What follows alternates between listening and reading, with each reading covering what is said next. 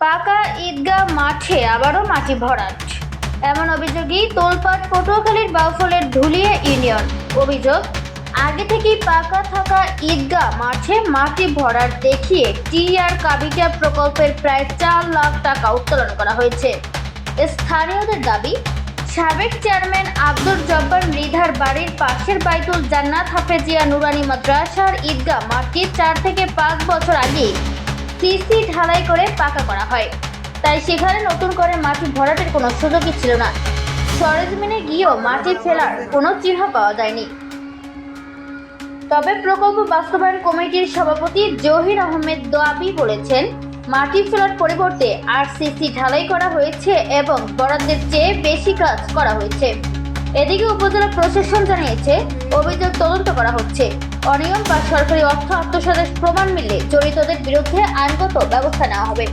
মিথিলা আক্তার মৃধা, খবর বাউফল।